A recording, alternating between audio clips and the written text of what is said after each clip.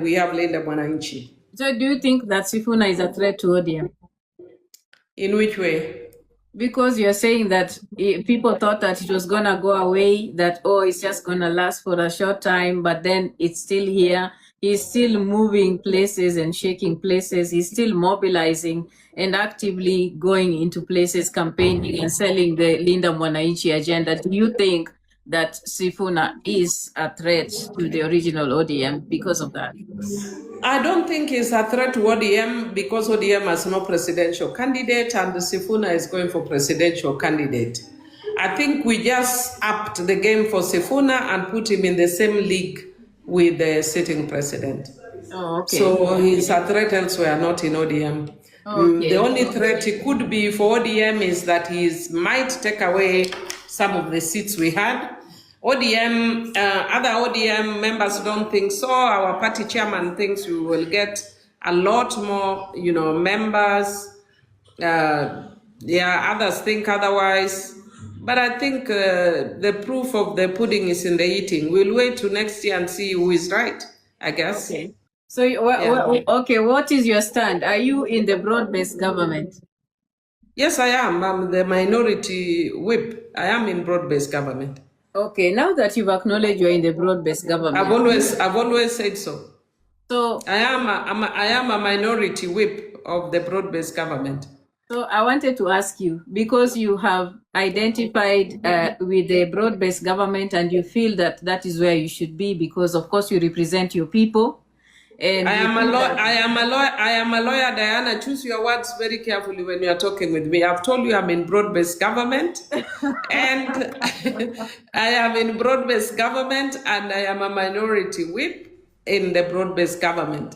So don't put any other words in my mouth. I am not putting words in your mouth. I am just framing my question so that the lawyer in you can answer me. Because I know that you are a lawyer, and that is why I'm framing my question in a way that I will get an answer from you.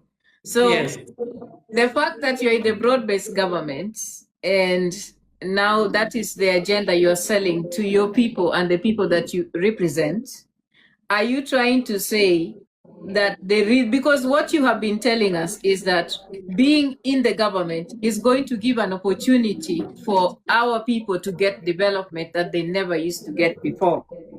I think you need to differentiate when you say we here means who. No. I don't want words to be put in my mouth which are not mine. Okay. So, what is the purpose of being in broad-based government while we have the Majimbo system or the devolution system that gives allocations into the county level that are supposed to give us an opportunity to develop or industrialize our own counties? Why should we associate or align with broad-based? What is broad-based government is actually a political coalition. I think you realize, like even in the last formation, we were in Azimio. And normally people get into these coalitions in order to get the presidency.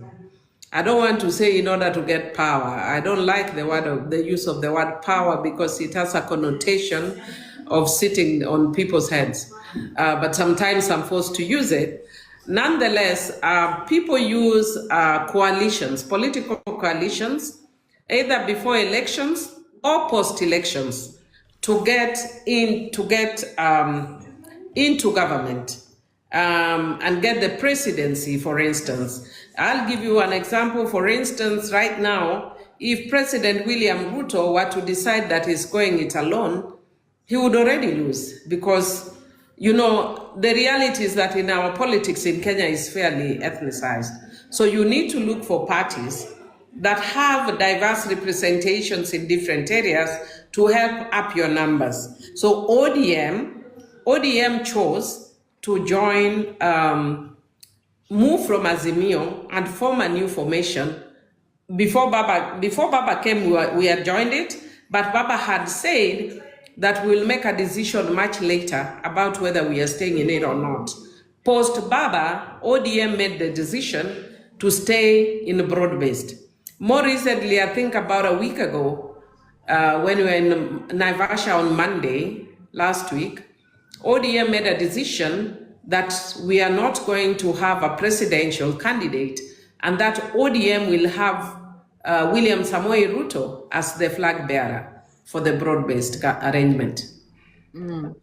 So, yes. After all these decisions and knowing broad-based before the death of Baba, that's why I'm asking this question. For the people, our people that believe in ODM or vote along party lines, how is having Ruto as a presidential candidate going to benefit us while we still also have Majimbo system? Because the presidency does not trickle down to the county level. It doesn't. So the development in the county system doesn't necessarily depend on the presidency. That's why I was asking that question. I would actually say that maybe those are two different issues in terms of development and in terms of politics.